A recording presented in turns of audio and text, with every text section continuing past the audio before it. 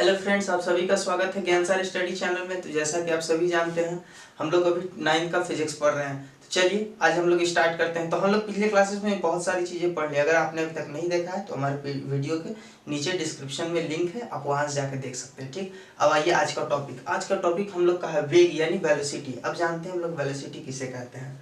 जब किसी वस्तु की चाल तथा उसकी दिशा ज्ञात हो तब वो वेग कहलाता है। कह रहा है कि कोई भी वस्तु ले लीजिए, ठीक, कोई चल रहा है तो कहता है अगर उसका चाल हमको पता हो और साथ ही साथ वो किस दिशा में जा रही है ये बात हमको पता है तो हम बता सकते हैं कि वो जो है दोनों साथ में है, तब हम उसे वेग कहेंगे। अब आइए देखते हैं। जैसे कह रहा है कि 50 किलोमीटर पर आवर की स्पीड से पूरब की ओर ट्रक,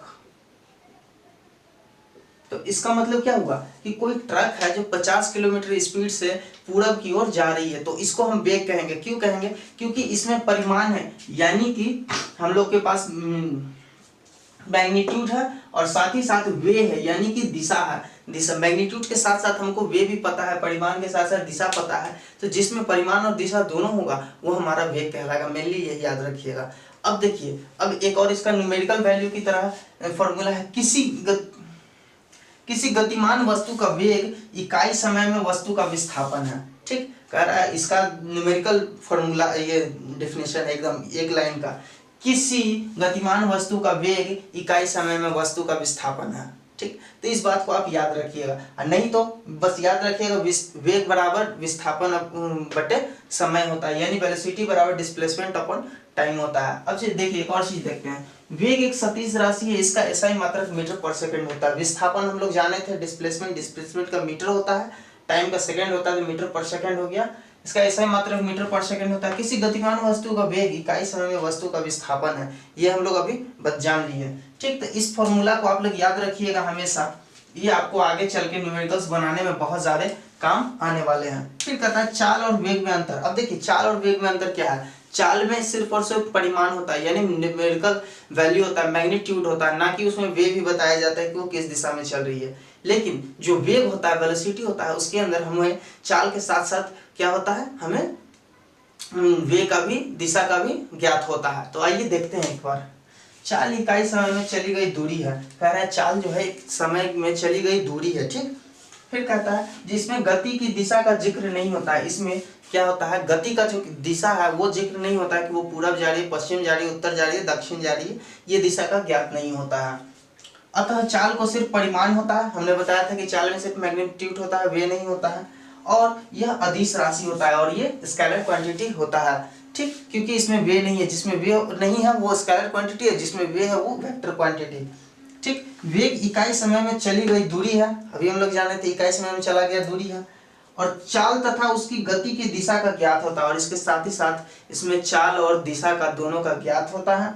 अतः वेग का परिमाण और दिशा दोनों होता है। वेग, परिमाण और दिशा समय के साथ वेग के परिवर्तन की दर को त्वरण, वेग, परिमाण और दिशा होता है, और यह सदिश राशि होता है, और यह वेक्टर क्वांटिटी होता है। क्यों? क्योंकि इसमें परिमाण के साथ साथ वे है, यानी कि क्या बोलते हैं हम, मैग्नीट्यूड के साथ साथ हमें वे भी पता है।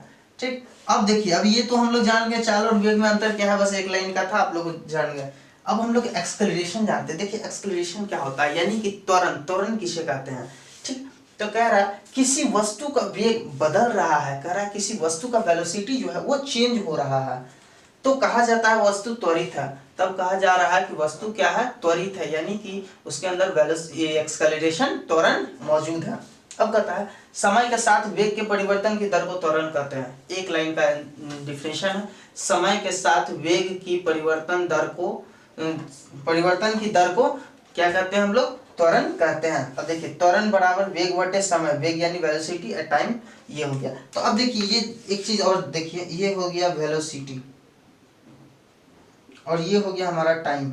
ठीक, तो वेलोसिटी का क्या होता है, मीटर पर सेकंड होता है, और इसका सेकंड होता है, तो यहाँ पे हम लोग कह सकते हैं मीटर पर सेकंड स्क्वायर हो जाएगा। ठीक, मीटर पर सेकंड स्क्वायर हो जाएगा, ये चीज हो गया। अब ये कैसे हुआ, एक चीज और, एक बार और देखिए, मीटर पर सेकंड है तो metre upon second into second, तो metre upon second square equals to metre पर सेकंड स्क्वायर, ये चीज हो गया। अब देखिए ये जब हो गया मीटर पर सेकंड स्क्वायर हो गया त्वरण का, तो इसका ऐसा ही मात्रक यही ना है, एसआई मात्रक ये क्या है? एसआई सबसे पहले तो ये वेक्टर क्वांटिटी है और उसके साथ साथ इसका एसआई मात्रक मीटर पर सेकंड स्क्वायर हुआ। अब देखिए, अब आगे हम लोग बढ़ेंगे और आगे बढ़ने के साथ साथ हम लोग ये भी देखेंगे कि जैसे हम लोग ने गति को ये देखा था विस्थापन को कि तीन तरह के होते हैं, औसत, समान और एक समान। उसी तरह अब हम लोग त्वरण को देखेंगे, यानी कि एक्सेलरेशन देखेंगे, औसत एवरेज एक्सेलरेशन, यूनिफॉर्म एक्सेलरेशन और नॉन यूनिफॉर्म एक्सेलरेशन को हम लोग देखने वाले हैं। तो चलिए अब हम लोग देखते हैं। चलिए अब हम लोग आगे बढ़ रहे हैं। तो आगे बढ़ रहे हैं तो कहता है त्वरण घनात्मक माना जाता है यदि वेग बढ़ रहा होता है। कह रहा है कि अगर वेलोसिटी जो है वो बढ़ रहा होता है तो हम लोग कह सकते हैं कि जो एक्सेलरेशन है वो पॉजिटिव होगा।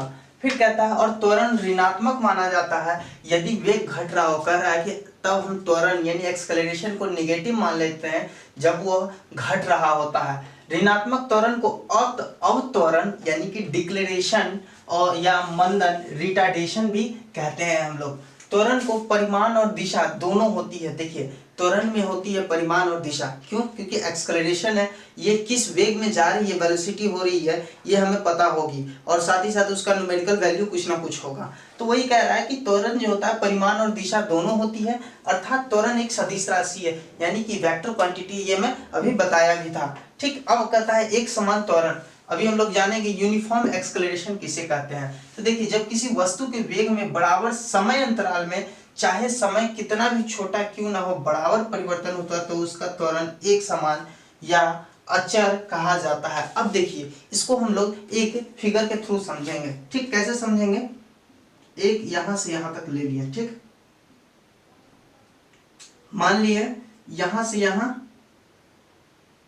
t बराबर 2 सेकेंड और ये वेलोसिटी हो गया 5 मीटर पर सेकेंड। फिर यहाँ वेलोसिटी 5 मीटर पर सेकेंड और t बराबर 2 सेकेंड। यहाँ भी t बराबर 2 सेकेंड है, वेलोसिटी बराबर 5 मीटर पर सेकेंड।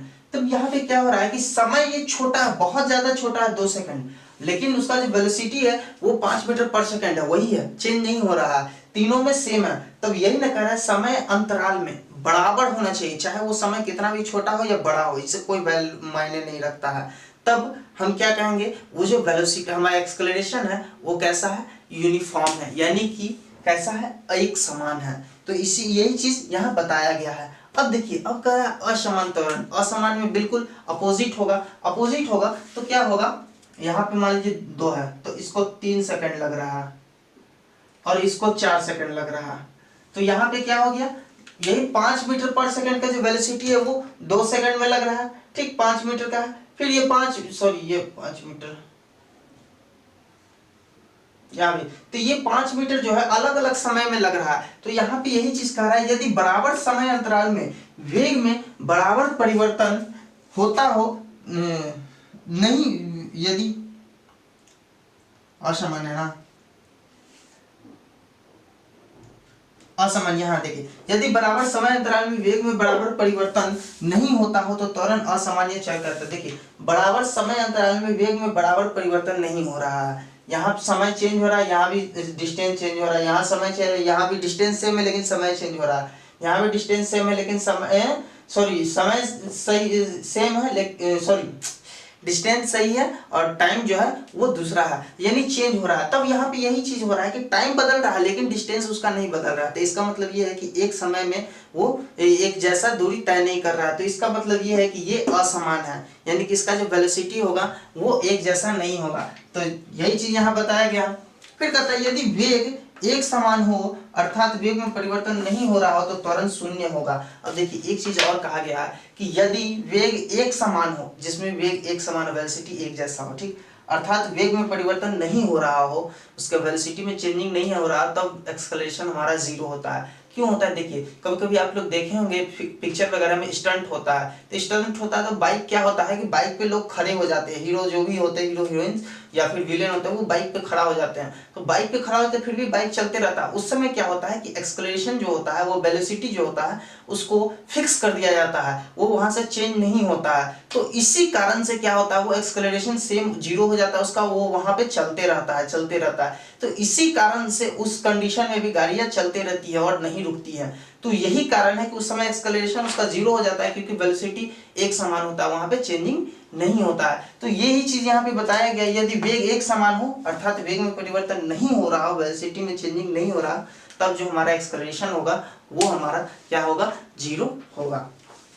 अब देखिए, अब एक चीज और आपको औसत वेलोसिटी हम लोग को जानना है, यानी एवरेज औसत त्वरण जानना है, यानी एवरेज एक्सेलरेशन जानना है। तो एवरेज एक्सेलरेशन क्या होता है, इसको एक फिगर के थ्रू हम लोग को समझना होगा। देखिए एक फिगर क्या है, बहुत ही सिंपल है, बस आप लोग थोड़ा सा गौर कीजिएगा तो समझ में आ जाएगा। ठीक, ये हमारा V1 है और ये हमारा V2 है, ये हमारा T1 है और ये हमारा T2 है। तो देखिए यहाँ पे क्या कह रहा है, यदि T1 से T2 के बीच समय अंतराल में वेग V1 से बदलकर V2 हो जाता है, यानी कह रहा है कि T1 से T2 होता है, तब उसका जो वेग होता है यानी वेलोसिटी होता है वो V1 से चेंज होकर V2 हो जा रहा है।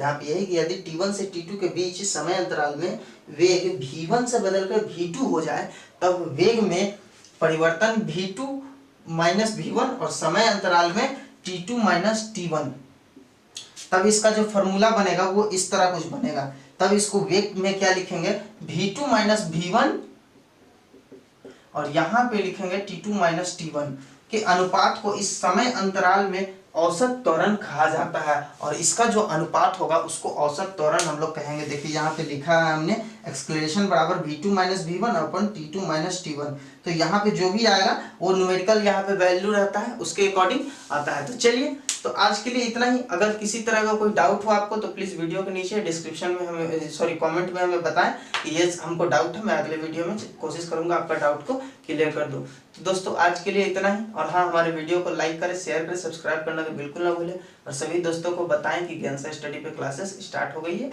आप लोग आके पढ़िए, हम लोग आपके लिए बहुत मेहनत कर रहे हैं। तो आज के लिए इतना ही, थैंक यू।